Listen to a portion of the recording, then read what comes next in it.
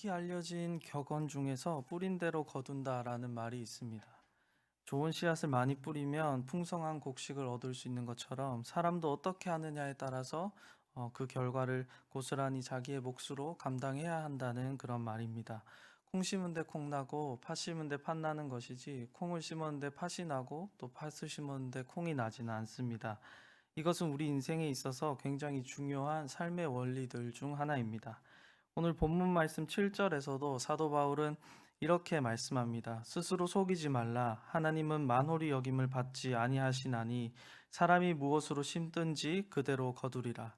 사람은 무엇이 되었든지 그것을 심은 그것에 따라 그대로 거두게 됩니다. 심은 대로 거둔다는 것은 하나님께서 강조하시는 그리스도인의 중요한 삶의 원칙입니다. 그런데 막상 우리가 살아가다 보면 이 원칙을 쉽게 잊어버리는 것 같습니다. 우리는 내심 되도록 적게 심고 많이 거두고 싶어 합니다. 또 때로는 아무것도 심지 않고 무엇인가를 또 거두고 싶어 합니다.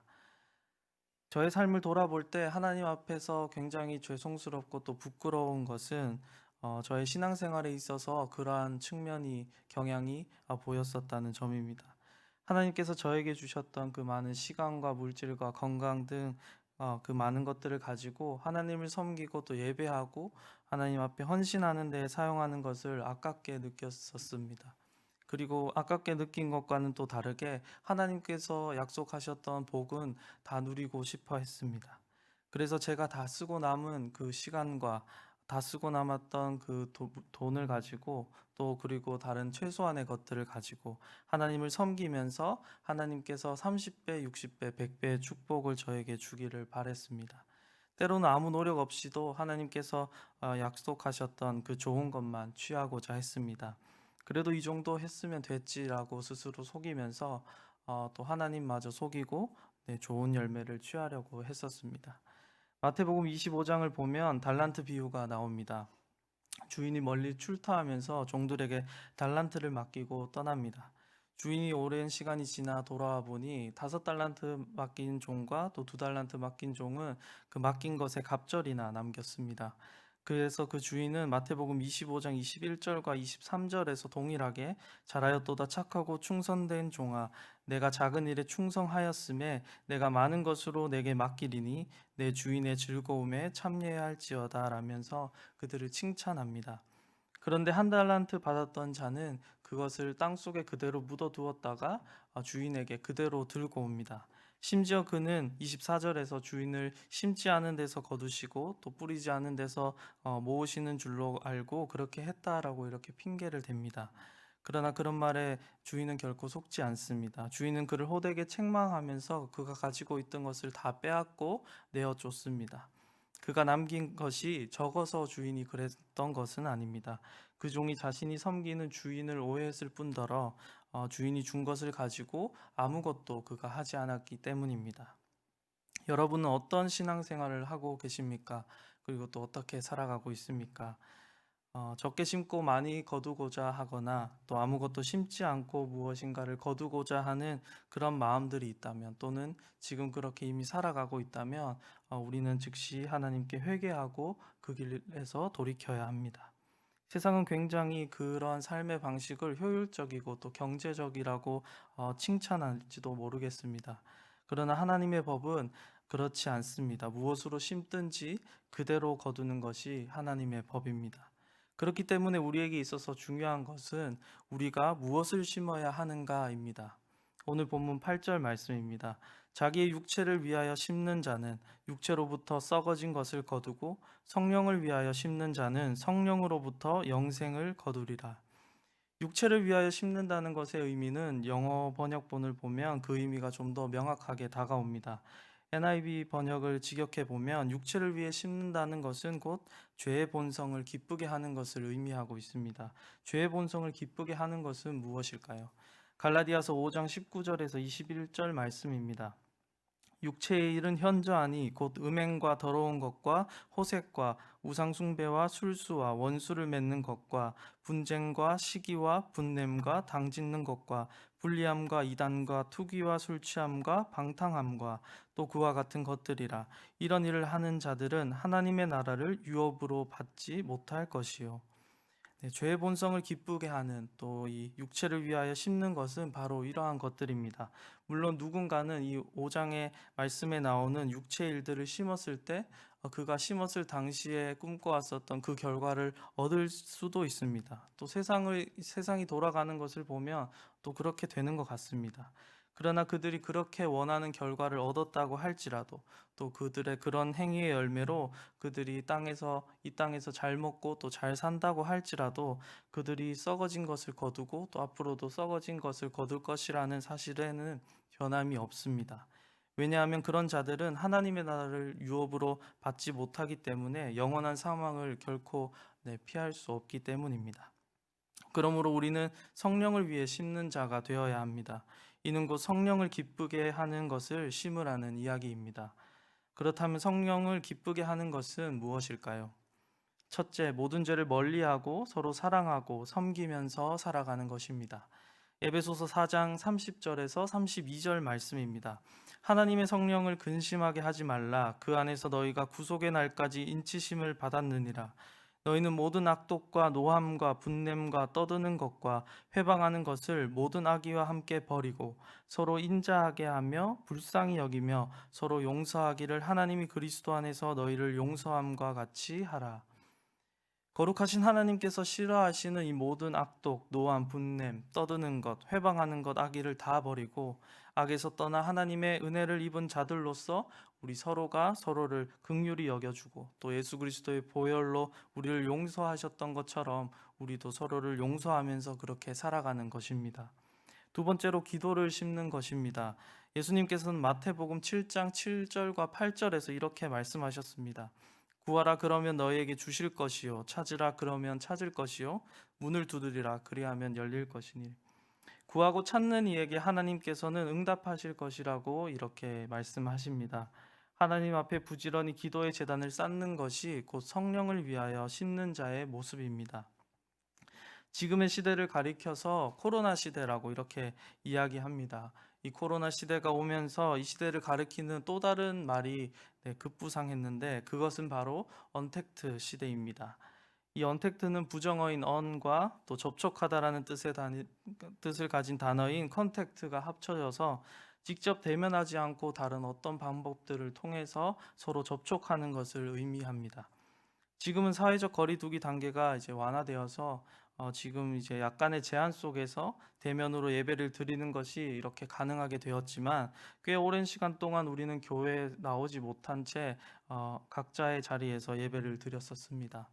이런 언택트의 상황 속에서 하나님과의 컨택트를 가능하게 해주는 것이 바로 기도입니다. 주변의 상황과 상관없이 우리의 삶 속에서 꾸준히 하나님과 우리를 직접적으로 만나게 해주는 것이 이 기도입니다. 사도 베드로는 마지막 날이 가까워오는 이때에 근신하여 기도하라고 선포합니다. 베드로전서 4장 7절 말씀입니다. 만물의 마지막이 가까웠으니 그러므로 너희는 정신을 차리고 근신하여 기도하라. 지금은 하나님께 기도를 심어야 할 때입니다. 기도를 심는 것이 성령을 위하여 심는 자의 모습입니다. 마지막으로 우리가 심어야 할 것은 헌신입니다. 하나님께서는 우리에게 시간과 재능, 또 물질과 건강 등 굉장히 많은 것들을 주셨습니다. 성도는 하나님께 이렇게 각자가 받은 것을 가지고 하나님을 예배하고 또 하나님을 섬기고 그런 일에 이 모든 것들을 기꺼이 사용해야 합니다. 꼭 대단해 보이는 것이 아니어도 괜찮습니다. 사람이 보기에는 굉장히 작아 보이는 그런 사소한 것이라고 할지라도 그것을 우리가 사용해서 진심으로, 진정으로 하나님께 헌신할 때 하나님께서는 그것을 결코 그냥 넘어가지 않으시고 다 보상해 주십니다. 마태복음 10장 42절 말씀입니다. 또 누구든지 제자의 이름으로 이 소자 중 하나에게 냉수 한 그릇이라도 주는 자는 내가 진실로 너희에게 이르노니 그 사람이 결단코 상을 잃지 아니하리라 하시니라. 하나님을 향한 이런 헌신은 곧 성령을 기쁘게 하는 일입니다. 이렇게 성령을 위하여 심는 자를 향해서 하나님께서는 영생을 거둘 것이라고 이렇게 약속하셨습니다. 영생이 우리에게 의미가 있는 것은 이것이 단순히 장수하기 때문에 또는 영원히 살아갈 것을 이야기하기 때문이 아닙니다. 단순히 양적인 차원의 의미로만 이해하게 되면 영원한 형벌을 받으면서 영원히 지옥에 사는 것도 영생이라고 얘기할 수 있기 때문입니다. 하나님께서 주신 이 영생이라는 것은 양적인 차원뿐만 아니라 질적인 차원까지 모두 충족시키는 완전한 축복입니다.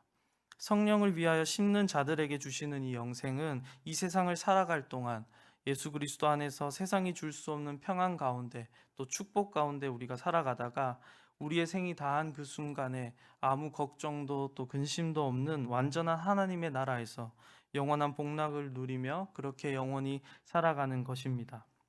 하나님께서 그러한 자들과 늘 함께 계시기 때문에 성령을 위하여 심는 자들의 삶은 이 세상에서도 복되고 또 저 천국에서도 복된 삶입니다. 이처럼 성령을 위하여 심는 자들에게는 영생이라는 엄청난 열매가 약속되어 있지만 막상 이 세상을 살아가면서 실제로 그렇게 살아간다는 것은 굉장히 어려운 일입니다. 요한복음 15장 19절에서 20절 말씀입니다. 너희가 세상에 속하였으면 세상이 자기의 것을 사랑할 터이나 너희는 세상에 속한 자가 아니요 도리어 세상에서 나의 택함을 입은 자인고로 세상이 너희를 미워하느니라. 내가 너희더러 종이 주인보다 더 크지 못하다 한 말을 기억하라. 사람들이 나를 핍박하였은즉 너희도 핍박할 터이요 내 말을 지켰은즉 너희 말도 지킬 터이다. 예수님께서도 육체를 위하여 심지 않고 성령을 위하여 심는 성도들을 이 세상은 미워할 것이고 당신을 핍박하였던 것처럼 너희들을 핍박할 것이라고 그렇게 말씀하셨습니다. 정말로 그렇습니다. 그리스도인들이 이 사회 속에서 선한 일을 하면서 살아가는 것은 둘째치고 하나님께서 주신 그 선한 양심을 지키면서 살아가는 것조차도 너무나 벅찹니다. 왜 그렇게까지 살아가냐고 그렇게 조롱을 많이 당하기도 하고 또 남들은 그렇게 쉽게 살아가는데 나는 못하니까 굉장히 손해만 보고 살아간다는 생각마저 듭니다. 선을 악으로 갚는 이 세상 속에서 정말로 성도들은 낙심할 때가 많이 있습니다. 그래서 때로는 포기하고 타협하면서 살아가고 싶은 마음들이 또 그런 상황들이 날마다 우리를 괴롭힙니다. 그러나 우리는 끝까지 인내함으로 심어야 합니다. 갈라디아서 6장 9절 말씀 우리가 선을 행하되 낙심하지 말지니 피곤하지 아니하면 때가 이름에 거두리라. 우리가 선을 행하되 낙심하지 않고 포기하지 않아야 합니다. 힘들지만 끝까지 인내해야만 합니다. 시편 126편 5절에서 6절 말씀입니다. 눈물을 흘리며 씨를 뿌리는 자는 기쁨으로 거두리로다. 울며 씨를 뿌리러 나가는 자는 정령 기쁨으로 그 단을 가지고 돌아오리로다. 우리가 지금은 눈물로 씨를 뿌리겠지만 결국 인내함으로 그 씨를 뿌리고 또 가꾸는 일을 포기하지 않는다면 시간이 지나 곡식을 거둘 때에 우리는 반드시 기쁨으로 거둘 것입니다. 기쁨으로 그 단을 가지고 우리는 돌아오게 될 것입니다.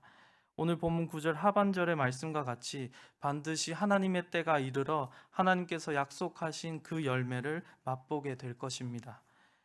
사회적 거리두기가 이렇게 완화되었지만 여전히 코로나는 해결되지 않았고 우리는 여전히 코로나 시대를 살아가고 있습니다. 언제 어떤 방식으로 우리의 삶과 또 예배가 제약이 걸릴지 아무도 알 수 없습니다. 이런 시대적인 상황 속에서 우리는 그리스도인으로서 어떻게 살아가야 하겠습니까? 사도 바울을 통하여 심은 대로 거두리라 라고 이렇게 말씀하신 하나님의 음성을 늘 기억하시기를 바랍니다. 각자에게 주어진 삶의 터전에서 성령을 기쁘게 하는 좋은 씨앗을 준비하여 그곳에서 심으시기를 바랍니다. 아무리 좋은 씨앗이라고 할지라도 그것을 가꾸고 또 관리하고 열매가 맺기를 기다리는 노력 없이는 그 씨앗이 자라나 열매 맺지 못하는 것처럼 우리가 낙심하지 말고 피곤해하지 않는 그 인내함으로 끝까지 견뎌낼 수 있기를 소망합니다.